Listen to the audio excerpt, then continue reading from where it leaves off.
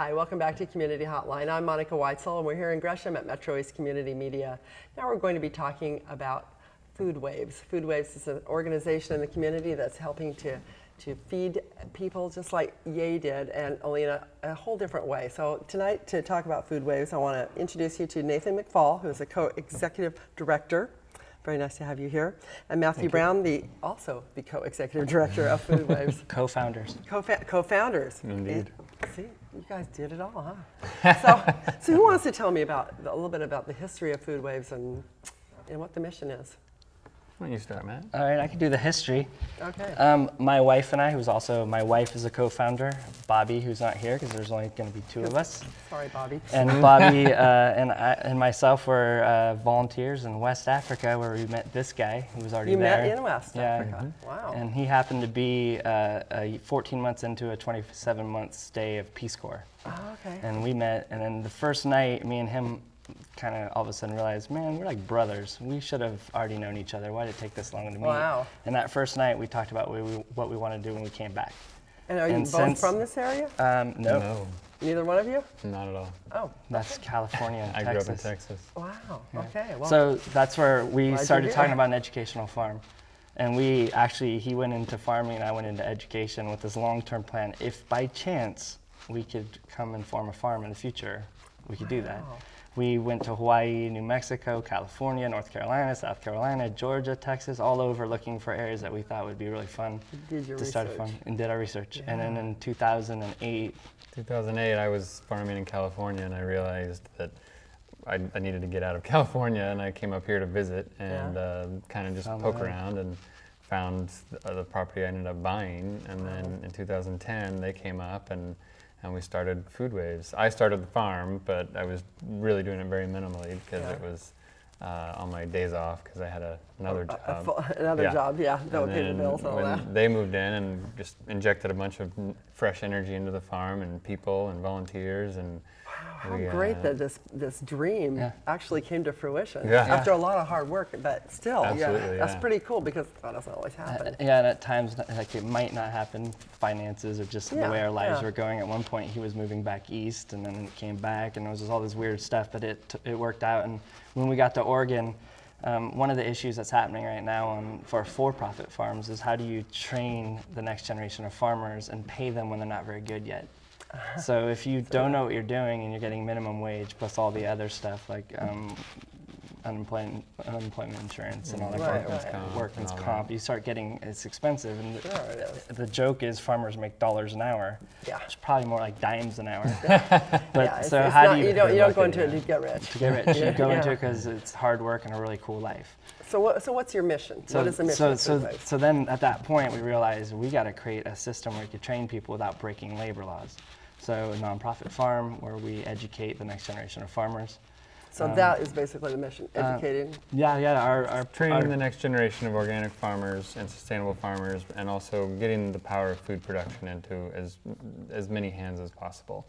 Over the last 100 years, we've seen the number of people engaged in farming activities just absolutely plummet. It went from somewhere in the 90 percentile range down to I think 3 or 4 at this point. Wow. And so food, the knowledge of how to grow food and how to support ourselves is largely being lost. Are you interested in keeping the food that you grow in that community? Is that part of it? Absolutely, yeah. I mean, in our view, the only way to sort of move forward in this global political climate where there are many fewer farmers is to keep it local.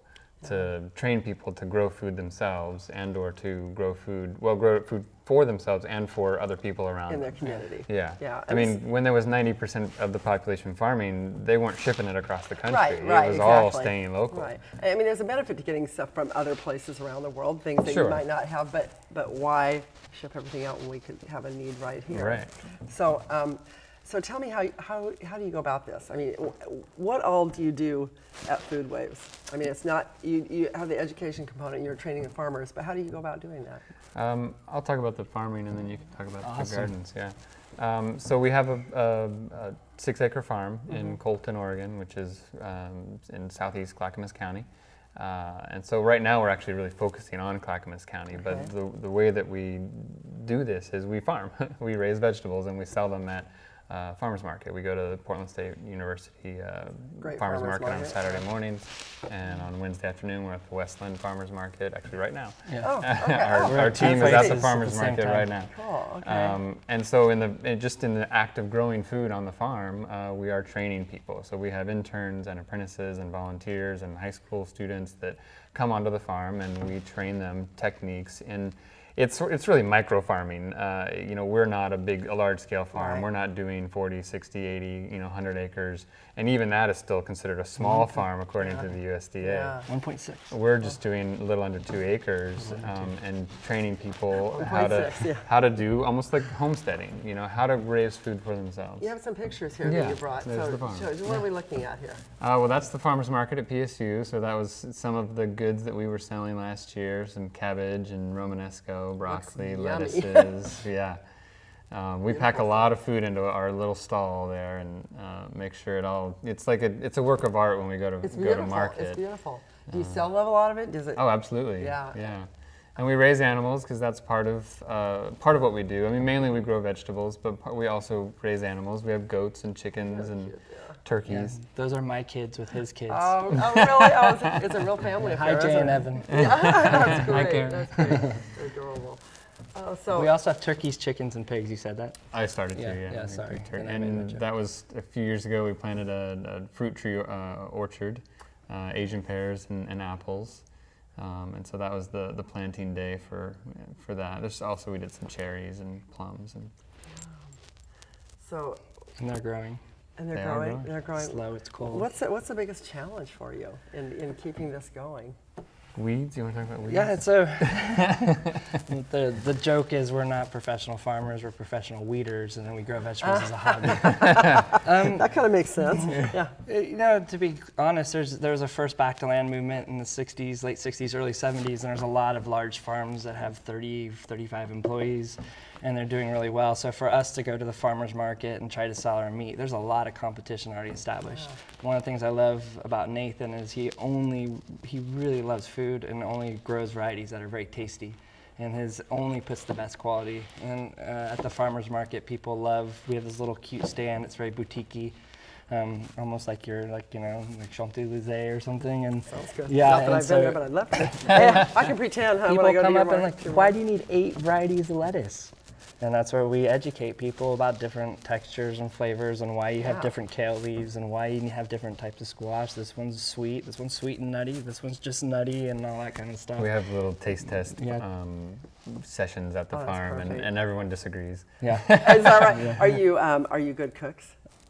I am. I would say I I'm love like, to I cook. mean, are you able to, if people ask you, give me Oh, what do I do absolutely. with this And that's a vegetable? huge part of what we do. Yeah. Is part of the education is, okay, we have 3 different types of kale, and these are some great ways to cook it, and there's textural differences. The flavors are very similar, but there's textural differences.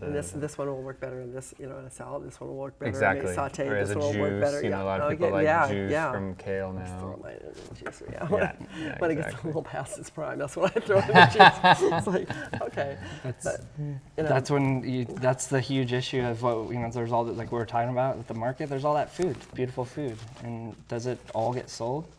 And so one of the things that we're really working on is how do we get people to, one, appreciate the food that they're growing or farmers are growing that are in the local area, and 2, what do you do with them to get through the winter months? And I think that's a big part of the education process that we're in right now. And if you really, the tough side is on the food side is just there's so much competition. On the education side is getting people to see there's a lot of squash right now. Right. Can you make zucchini bread, put it in the freezer, and eat it in January with your Preserve it, cabbage soup? Making Right. sprouts. You have to have a big one Yeah. for the soup. Make the soup. Put it in the freezer. 'Cause Yeah. There's so much good stuff. But And that's one of the ways that we're able to do the nonprofit and be able to support ourselves is because we are able to take this food and process it and save it for the winter and then save a lot of money while we're eating, sun-dried tomatoes and whatever There you Christmas go. dinner. And this year we're offering classes in how to make kraut. So, Okay, so you have classes too. So tell- fermenting the leftovers. So we'll go out and, because as an organic farm, we're sort of beyond organic in so much as we use very, very little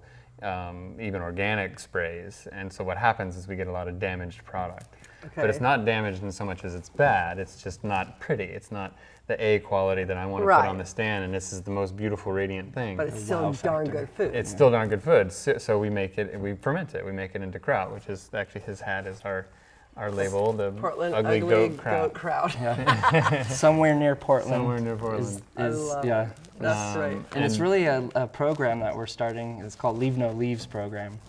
So it's also, when I went to visit him and the farm he was managing on in California, the first time I ever harvested and went to a farmer's market, the absolute shocking thing that we talked about that night was how much of that food came home. Wow. If we harvest 100 pounds of squash and it takes 4 people an hour to harvest it, it takes people hours to wash it. You have to all the times you hold it, you put it on the market, and then it comes back. And then I would sit there and cut it in half, and it would go to the chickens.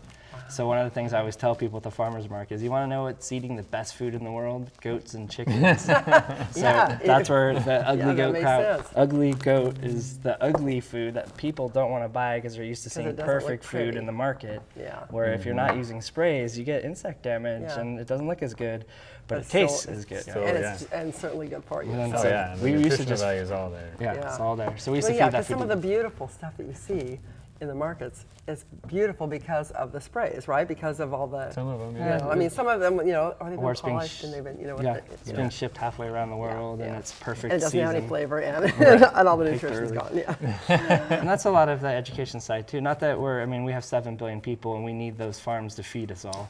But we're trying to show people that there's other choices that you can make, and that as you empower yourself on handling seeds, handling soil, harvesting, and cooking food, you all of a sudden really have a whole new world opened up in front of you. And that's when I came to his farm, I didn't eat half the food he grew. I'm like, he would cook something and I would just, I don't want to eat it. And now you're all about it. Now I'm all about it. We're almost out of time, so tell me, what are some of the things that people should know about food waves? What can you do for them? What can they do for you? Well, Food Waves is about empowering people to be able to grow food.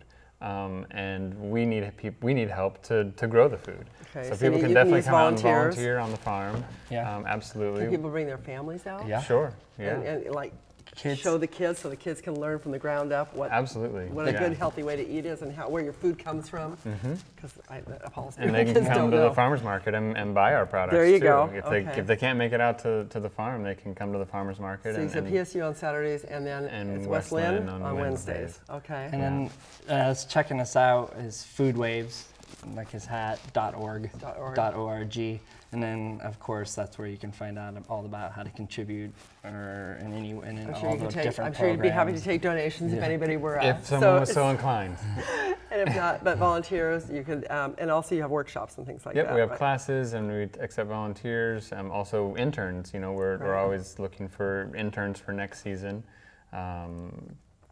People, if they want to get involved. Can people come out and just take a little tour and check it out? Absolutely. We love that. Okay, good. And our kids are the goats are giving birth right now. Maybe as we speak. What a great thing to take your family out. Do you need to call ahead of time would you prefer people call ahead of time? It's best to call ahead of time, and our phone numbers are on the website. Good, okay. And our names, so if you want to email us.